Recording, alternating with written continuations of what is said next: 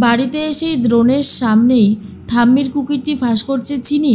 সম্পূর্ণ জানতে দেখতে থাকো। গল্পের শুরুতেই দেখা যায় অসিতার কাছ থেকে চিনি এটুকু জানতে পারে তার মাকে কেউ একজন বাঁচিয়েছিল। তার মা বাবা এখনও বেঁচে থাকলেও থাকতে পারে। এই কথাটা শোনার পর তো চিনি খুবই খুশি হয় আর বলে, আপনি ঠিকই বলছেন ম্যাডাম, আমার বাবা মা হয়তো এখনও বেঁচে আছে। আমার বাবা মার খোঁজ আমাকে পেতেই হবে। আর যে আমার বাবা মার সাথে এত নোংরা একটা খেলা খেলেছে তাকে আমি ছাড়বো না, কোনোভাবেই ছাড়বো না, তাকে আমি শাস্তি দেবই।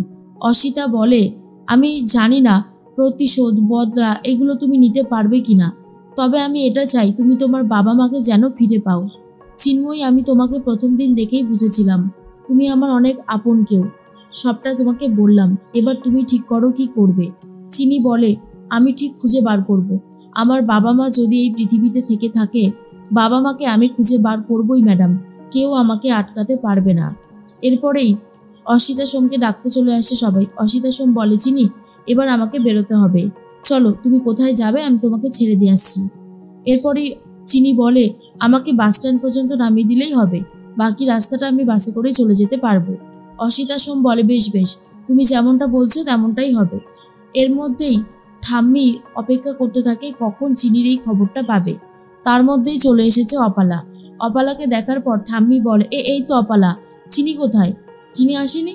অপালা বলে, চিনি চিনি আজকে যা করেছে না ঠাম্মি, ওকে একবার আসতে দিন, ওকে আমি কিভাবে জব্দ করি দেখবেন। ও আমার জায়গায় উঠে স্টেজে গান গেয়েছে, অসিতা ম্যাডামের সামনে আমাকে ছোট করে দিয়েছে, আমি ওকে ছাড়বো না।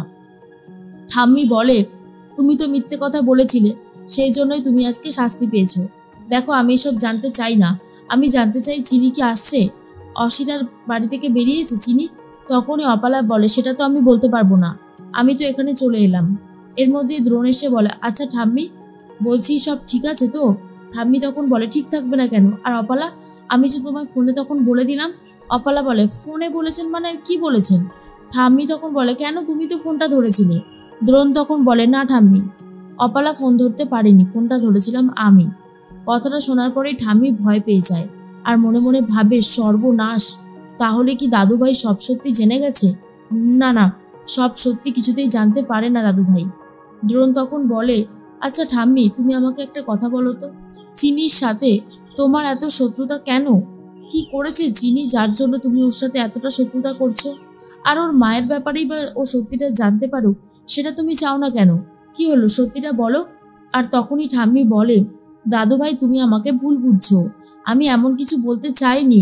দ্রোণ তখন বলে, ঠাম্মি, আমার বয়স হয়েছে কিন্তু আমি কিন্তু সেই ছোট্টটি নেই। তুমি আমাকে যতই ঘুরিয়ে ফিরিয়ে কথা বলো না কেন, যেটা সত্যি সেটা আমি জানি। তুমি আমাকে বলবে নিজের মুখে কি হয়েছিল। ঠাম্মি বলে, দেখো, চিনি তো আমাকে সবসময় অসম্মান করে, তাই আমি এটাই বলতে চাইছি যে চিনি নিশ্চয়ই অসিতার বাড়িতে আবারও আমার নামে ভুলভাল বলেছে, হয়তো এটাই সবাইকে বলেছে ওর মায়ের মৃত্যুর জন্য আমি দায়ী, তাই আমি বলছিলাম, ব্যাস এটুকুই।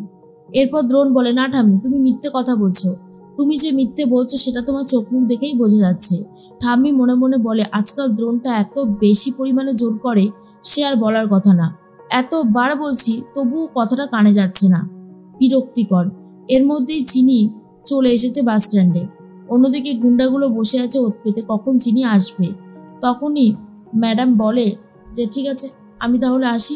চিনি বলে, হ্যাঁ ম্যাডাম, সাবধানে যাবেন। যেই না চিনি গাড়ি থেকে নেমেছে, গুন্ডাগুলো বলে, এবারে চিনিকে শেষ করতে হবে, কর্তামার আদেশ, চল গাড়িটা জোরে চালা। এরপর গাড়িটা জোরে চালাতে শুরু করেছে। চিনি অনেকক্ষণ পরে বুঝতে পারে কোনো একটা গাড়ি জোরে আসছে তাকে মারার জন্য। চিনি সেখান থেকে সরে যায়, তারপর দৌড়তে শুরু করে। আর চিনিকে ধরতে গুন্ডাগুলো গাড়ি নিয়েই ছুটছে। অন্যদিকে অপালা বলে, দ্রোণ, তুমি তো নিজের চোখে দেখলে চিনি কিভাবে আমাকে সবার সামনে অপমান করলো, এরপরেও কি চিনিকে ভরসার বিশ্বাস করে ওঠা যায় বলো?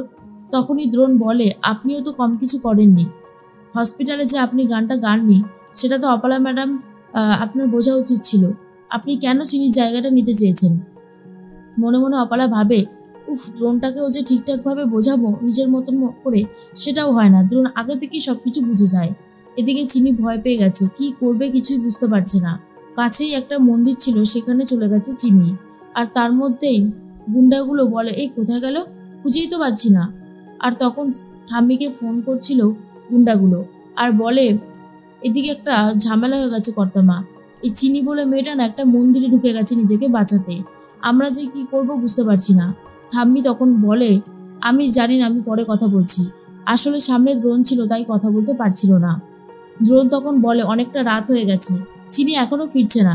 অপালা, আপনি এক কাজ করুন, আপনি ওই অসিতা ম্যাডামের নাম্বারটা আমাকে দিন, আমি ফোন করে দেখি চিনি ওখান থেকে আদৌ বেরিয়েছে কিনা। অপালা বলে, কেন, তোমার এত চিন্তা কিসের জন্য চিনির প্রতি? দ্রোণ বলে, ও আমার স্ত্রী, ওর প্রতি চিন্তা থাকবে না তো আর কার প্রতি থাকবে? আর একটা কথা কি জানেন ম্যাডাম, সেই চিনি কত বড় মনের অধিকারী শুনুন। ওই আমাকে বলেছিল আপনাকে এই বাড়িতে নিয়ে আসতে। ও বলেছিল আপনি তো আমাদের বাড়ির গেস্ট হন, আর যেহেতু আমি আপনাকে ওখানে নিয়ে গেছি তাই আমার কর্তব্য আপনার সসম্মানে আপনাকে এই বাড়িতে ফিরিয়ে আনার, সেটাই করেছি। আর আপনি চিনির সম্বন্ধে কত খারাপ খারাপ কথাই না বলছেন। দ্রোণ তখন মনে মনে ভাবে, কোনো বিপদ হলো না তো চিনির? মনটা কেমন যেন অস্থির হয়ে যাচ্ছে। এদিকে ঠাকুরমশাই বলে, মা তুমি কে, এরকম ছটফট করছো কেন, কি হয়েছে? চিনি বলে, আসলে কয়েকজন গুন্ডা আমাকে মারার চেষ্টা করছে, তাই বিপদে পড়ে ঠাকুরের কাছে আশ্রয় নিয়েছি। তখনই পুরোহিত মশাই বলে, আচ্ছা আচ্ছা ঠিক আছে, তুমি এখানে থাকো, কোনো অসুবিধা হবে না। এদিকে গুন্ডাগুলো বাইরেই অপেক্ষা করছে, কখন চিনি আসবে আর চিনিকে শেষ করে দেবে। এদিকে দ্রোণ অসিতা ম্যাডামের নাম্বার নিয়ে অসিতা ম্যাডামকে ফোন করে জানতে পারে চিনিকে অনেকক্ষণ আগেই বাস স্ট্যান্ডে নামিয়ে দিয়েছে, এতক্ষণে তো পৌঁছে যাওয়ার কথা। দ্রোণ তখন ভাবে, তাহলে আমি এখন কি করি, চিনিকে কোথায় খুঁজতে বেরোবো? এই বলে চিনিকে খুঁজতে গাড়ি নিয়ে বেরিয়ে যায়। তখনই ঠাম্মি ফোন করেছে গজেনকে আর বলে যে, গজেন কুন্ডা, আমার নাতি কিন্তু চিনিকে উদ্ধার করতে গেল, আজকে কিন্তু চিনিকে কোনোভাবে বাড়িতে ফিরতে দেওয়া যাবে না, বুঝতে পেরেছো? গজেন কুন্ডা বলে, হ্যাঁ কর্তামা, বুঝতে পেরেছি, আপনি একদম চিন্তা করবেন না, আমি সবটা সামলে নেব। চিনি অনেকক্ষণ ধরে মন্দিরের ভেতরেই রয়েছে, বেরোতে আর পারছে না, কি করে বেরোবে বুঝতে পারছিল না। তখন অন্যদিকে দ্রোণ গাড়ি নিয়ে তন্ন তন্ন করে চিনিকে খুঁজতে থাকে, কিন্তু কোথাও খুঁজে পাচ্ছে না। এর মধ্যেই চিনি ভাবে, আমাকে বাড়ি ফিরতে হলে অন্যভাবে বাড়ি ফিরতে হবে। কাছেই একজন মহিলা দাঁড়িয়ে ছিল বাচ্চাকে নিয়ে, তার বাচ্চাটাকে কোলে তুলে নিয়েছে চিনি নিজেই। আর যেহেতু একজন বাচ্চাকে কোলে নিয়েছে আর পেছনটা পুরোপুরি অন্যরকম লাগছে, তাই বুঝতেই পারেনি গজেন গুন্ডা যে সামনে থেকে চিনি বেরিয়ে গেল। এরপর গজেন গুন্ডারা অপেক্ষা করতেই থাকে, তারপর বুঝতে পারে চিনি তাদেরকে টুপি দিয়ে পালিয়েছে। এরপর যখন চিনি বাড়িতে গিয়ে উপস্থিত হয় তখন চিনিকে দেখে ঠাম্মি তো অবাক হয়ে যায় আর বলে, শেষ পর্যন্ত আমার কোনো কথাই রাখলো না ওই ছেলেগুলো, এবার কি হবে? দ্রোণও বাড়িতে চলে এসেছে। দ্রোণ তখন বলে, চিনি তুমি এসেছো, আমি তোমাকে কত খুঁজছিলাম। তখনই চিনি বলে, কি করবেন বলুন তো ছোট মালিক, ঠাম্মি তো চায় না যে আমি এই বাড়িতে ফিরি, তাই জন্য আজকে আমাকে শেষ করার জন্য গুন্ডাও পাঠিয়েছিল। আর এই কথাটা শোনার পর দ্রোণ তো অবাক হয়ে যায়, বলে, ঠাম্মি এসব কি বলছে চিনি?